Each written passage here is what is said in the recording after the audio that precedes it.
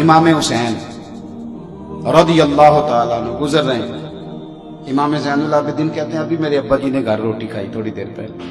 سڑک کنارے فقیر بیٹھے, سڑک کنارے. لاجپال اس پیر کو کہتے ہیں جس کے پاس 10,000 کا نذرانہ لے کے جاؤ تو آپ سے دروازہ کھولے, اور اگر خالی ہاتھ چلے جائے تو کہے جمعرات والے دن آنا. اس کو کہتے ہیں الا ماشاءاللہ. کہتے ہیں کہ فقیر غریب لوگ کنارے بیٹھے ہیں سڑک کنارے.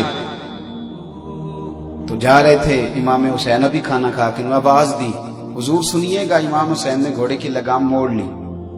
سڑک کنارے بیٹھے فقیر, سڑک کنارے, سنو سڑک کنارے. کہنے لگے ہمارا دل کرتا ہے ہمارے ساتھ روٹی کھائیں.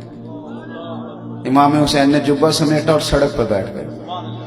انداز دیکھو, ان کے ساتھ روٹی کھائی اور زیادہ کھائی. پھر ان سے پوچھا کہو تو جاؤں. خوش ہو گئے. حضور جائیے. حضرت امام علی مقام واپس لوٹے نا, خود بھیک دیں خود ہی کہیں منگتے ایک بھلا ہو. واپس لوٹے تو امام زین العابدین کہنے لگے ابا جی آپ نے تو کبھی اتنی روٹی کھائی نہیں, دن میں ایک وقت کھاتے ہیں اور آج آپ نے تھوڑے منٹوں کے وقفے سے اتنی زیادہ کھا لی. فرمانے لگے زین العابدین ایک لقمے کی بھی طلب نہیں تھی, جبر کر کے کھائی ہے. حضور کیوں؟ فرمایا روٹی کی طلب نہیں تھی پر غریبوں کا دل راضی کرنے کی تو بڑی طلب تھی, وہ تو راضی کرنا تھا نا بھائی. عمل والی زندگی. آپ یہ کام کر, ہمارے تو اللہ تعالیٰ خیر فرمائے جو ویلفیئر ایسوسی ایشنز کام کرتی ہیں نا, ان کا انٹرویو غریب سے لینے کا رویہ اتنا سخت ہے. کتنے بھائی, میں نے خود دیکھا ہے, وہ کتنے بھائی ہیں, آپ کیا کرتے ہیں, ابا کیا کرتا ہے, مکان ہے کہ نہیں, اتنی تفتیش کریں گے آپ آٹے کا تھیلا دیتے وقت. امام شافعی سے کسی نے کہا مجھے مستحق کوئی نہیں ملتا, خیرات تو کرنا چاہتا ہوں. تو امام شافعی کبھی فتویٰ دیتے ہنسے نہیں تھے پر آج ہنس پڑے. وہ کہنے لگا حضور آپ ٹھٹھا کرتے ہیں معاذ اللہ, میں نے تو بڑا معزز آدمی سمجھ کے بات کی تھی. آپ فرمانے لگے تیری سوچ پہ ایسا ہو. اس نے کہا حضور کیوں؟ فرمانے لگے تجھے کوئی مستحق نہیں ملا؟ حضور نہیں. آپ فرمانے لگے جو کچھ رب نے تجھے دیا تو اس کا مستحق تھا, تو جب اس نے فضل سے دے دیا ہے تو تو بھی تھوڑی مہربانی کر. تو لوگوں کو ٹٹولتا پھرتا ہے, تھرمامیٹر لے کے گھوم رہا ہے. میرے عزیز ایک تو اپنی زندگی عمل والی بنائے. امام علی مقام کا عمل دیکھیں, 100 نفل پڑھتے تھے امام حسین روزانہ. 25 حج کیے پیدل امام علی مقام. 1,00,000 دینار آج کا کروڑوں روپیہ بنے گا. امام زین العابدین کہتے ہیں زور سے لے کر عصر تک میرے ابا نے مسجد کے دروازے پہ بیٹھ کے سارے بانٹ دیے, سارے.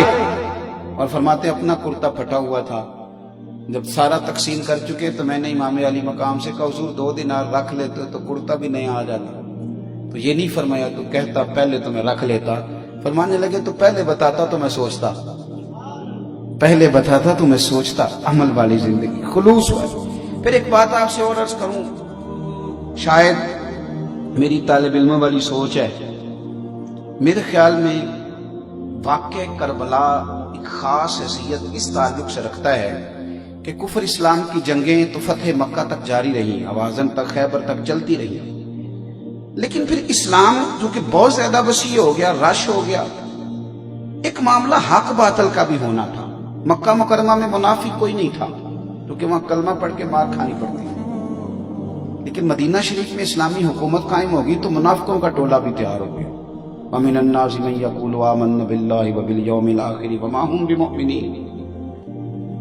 یہ لوگ آ گئے میدانوں میں جو دھوکہ دیتے تھے, منافق تھے. سلسلہ چل گیا. حضرت ابوبکر صدیق رضی اللہ تعالیٰ عنہ کے زمانے میں کفر اسلام کی جنگ بھی جاری تھی اور حق و باطل کے مسئلے بھی شروع ہو گئے. کچھ لوگوں نے کلمہ پڑھنے کے باوجود زکوٰۃ دینے سے انکار کر دیا.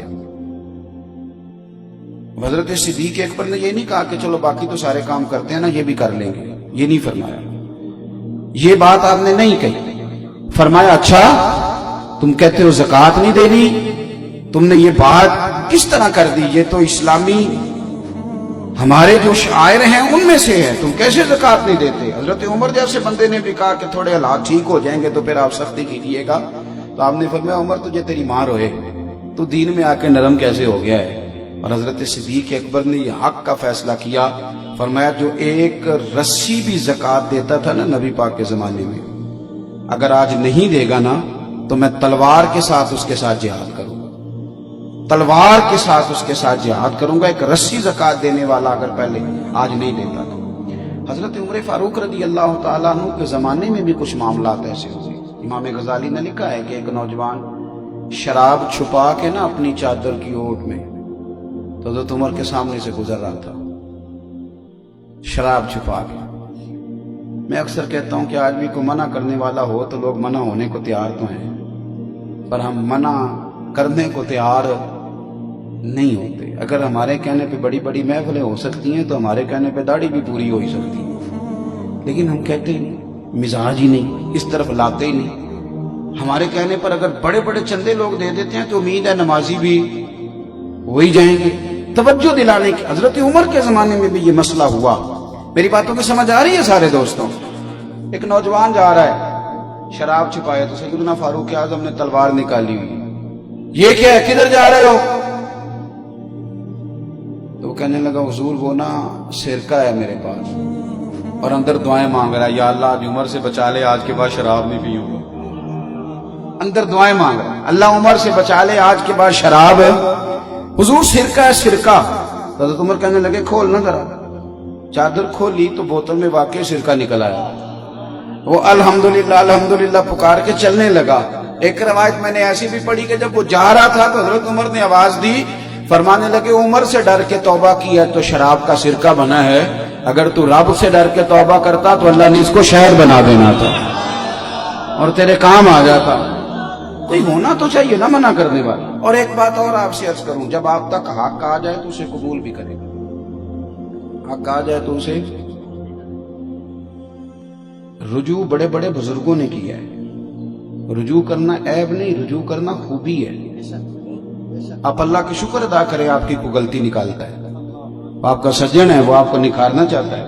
لیکن یہاں تو اڑے ہوئے لوگ اور ڈٹے ہوئے لوگ اور کمال ہو، یعنی ماں بدولت تو غلطی نہیں نہ کر سکتے ہو. ٹھہر جا یار، غلطی کرنے سے ہی بندہ انسان رہتا ہے. انسانیت نام ہی اسی کا ہے کہ وہ کبھی کبھی بھول بھی جاتا ہے، ورنہ تو فرشتے ہو جاتے. تو تھوڑا سا تسلیم کریں. ہمارے ہاں نا ہم نے چونکہ اعلیٰ ظرفی سکھائی نہیں تو قدریں کم ہوتی جا رہی. میں اگر لوگوں کو دوسروں کا ادب کرنا سکھاؤں گا تو انشاءاللہ کو میرا بھی کرے گا. ہم نے نہ صرف ایک کام سکھایا ہے کہ میں ہوں اور اس کے بعد بھی میں ہوں. پھر اس کا نقصان میں نے یہ بھی دیکھا ہے کہ بعض اوقات لوگ ایک آدمی سے اگر متنفر ہوتے ہیں تو مذہب سے ہی ہو جاتے ہیں، لیکن اگر وہ کھلے دل رکھتا نا، تھوڑا سا اسے اور بھی کسی طرف آنے جانے دیتا تو اس کے لیے کوئی آپشن دوسری بھی موجود رہتی. تھوڑی سی توجہ کریں. حق آ جائے تو پھر اسے قبول بھی کریں، اسے مان لیں، اسے تسلیم کریں. کوئی فرق نہیں پڑتا، کچھ بھی نہیں ہوتا.